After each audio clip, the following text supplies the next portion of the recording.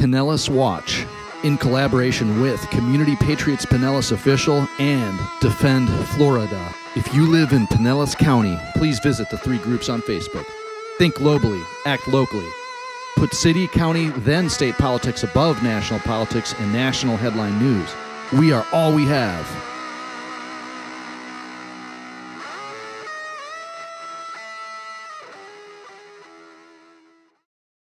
Hey, it's Jeff J. in Tampa Bay, where it's sunny and warm and never the norm. All right, so we're going to be looking into what's called number needed to vaccinate or number needed to treat. That means the number of people that need to be treated to prevent one case, and also the number needed to be treated to prevent one severe illness. So we have to look at the numbers of the studies here. So this first is New England Journal of Medicine, safety and efficacy of the BNT162b2 mRNA COVID-19 vaccine. So that is for the Pfizer. This is for the Pfizer stats. So looking at the stats, there were 43,448 participants, and 21,720 received the jab, and 21,728 the placebo. So there is no disputing that's a pretty huge, significant sample size to make pretty accurate inferences, I would say, if not conclusions. So the stats, the results after the second dose, 8 cases occurred in the group that received the jab and 162 in the placebo group. Okay, so this is how they calculated the 95% efficacy of the Pfizer jab.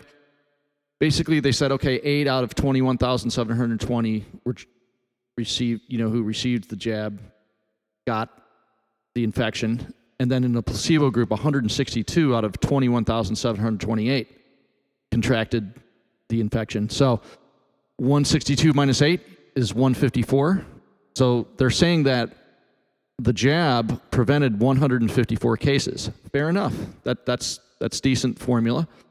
So 154 prevented out of the 162. They're saying, when you divide 162 into 154, you get that 95% efficacy of the Pfizer jab. So fair enough. So there's some numbers. They're not using the number needed to treat numbers. That's not what they're going over. So there's this website called the NNT.com. Look at the credentials of all these people. Definitely all these MDs and those on the scientific advisory board, definitely not QAnon, foil hat, internet conspiracy theorists, right? So I want you to watch this video. It's only 1 minute long. They explain the whole math behind the NNT and how it works. And then I'm going to pretty much crunch it the same way they are with the numbers that we just went over. So I'm using the raw numbers from the New England Journal of Medicine of the Pfizer trial of those, 43,000 some odd peeps, right?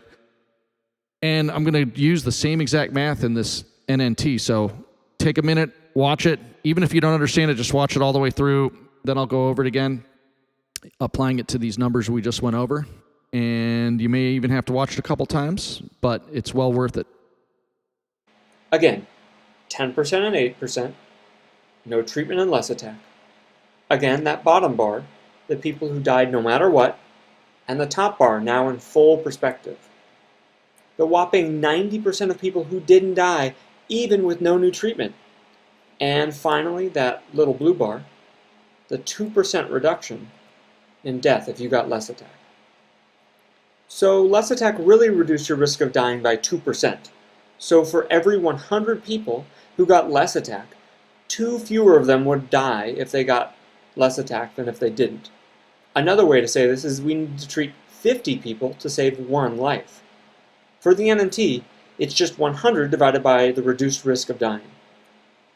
You can do this for any medicine, and that's what we aim to do here at the NNT.com. Provide the most accurate, reliable data and evidence about how any drug works for any well-studied outcome. And that's the NNT. All right, so looking at that placebo group, we have the 21,728 in the placebo group, where 162 people contracted the infection out of that big number.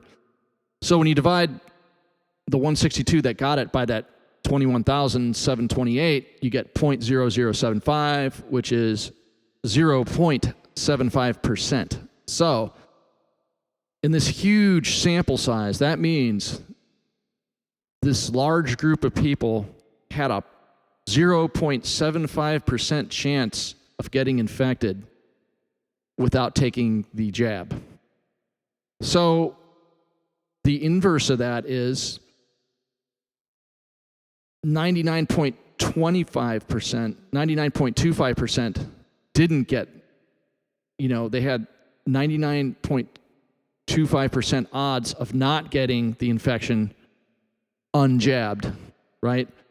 So that's basically the opposite. You're subtracting 0.75% from 100% to get that 99.25%. So it's the same thing. You're looking at the odds either way. 0.75% chance of getting it unjabbed or 99.25% of not getting it unjabbed.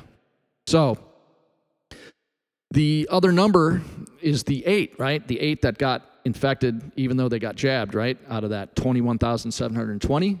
So when we divide 8 by that 21,720, we get 0.00037. So go ahead and look at the graph. We have that 0.75% from the placebo group, and then we have the 0.037% of the jabbed group, right? So when you subtract the jabbed from the placebo, we get 0.7% reduced risk of CV19. So I'm using the same formulas I just went over in that video. So 0.75% minus 0.037% equals a 0.7% reduced risk of CV19. So when we're talking percents, we're talking the hundredths. So basically we can say for every 100 people, 0.7 fewer will get CV19 if jabbed than if they were not jabbed. 0.7 fewer for every 100. So they would then have to jab 143 patients for just one patient not to contract CV19. And that's derived, again, the 100 divided by the 0.7 we just got, or you want to say for every one. So 1 divided by 0.007, same number, 143. So 143 needed to get jabbed to prevent one patient from not contracting it, according to that large representative sample size, if you are following along with my logic. So we have that 0.035% reduced risk of severe CV19 if jabbed. So the way they got that math, if you go back to that article, so 9 out of that, in the placebo group, 9 out of that 21,728 got severe illness. Must have been horrible. So when you divide that, you got the 0.0004. So that's a 0.04% chance of getting severe illness, right? So 9 out of that 21,728, 0.04%, 0.04%, right? And then the jab, just 1 out of 21,720 contracted. So that's 0.00005. Yeah, there's my 4 zeros. Okay, so that's a 0.005% chance of getting it if jabbed. So when we look at the reduced risk, and that's the ones, again, this is for severe illness that got severe CV19, right? So our reduced risk, placebo versus jabbed, 0.04% minus that 0.005%, that's where we get the 0.035% reduced risk of severe CV19 if jabbed. So when we do the math, they would on average have to jab 2,857 patients for one patient to not contract a severe CV19 illness. So that's 100 divided by 0.035, or again, 1 for every 1, right? Divided by 0.00035. So when we compare that to the flu vaccine, okay, so the CV19, again, we're going to review this. So NNT, number needed to treat, number needed to jab, right? With the CV19 jab, we needed an NNT, in other words, numbers needed to jab. 142 jabbed for preventing one CV19 case, and then 2,857 to prevent one severe CV19 illness. So then let's compare that with the flu shot. NNT. So 71 need to be jabbed to prevent one case of influenza. And then 29 need to be jabbed for preventing one influenza-like illness. This is going to segue into what is called the survival rate. This is based on studies from John Ioannidis, professor of medicine, Stanford Prevention Research, of epidemiology and population health, and by courtesy of statistics and of biomedical data science. So this guy is hardly some fringe internet conspiracy, foil hat, science denier.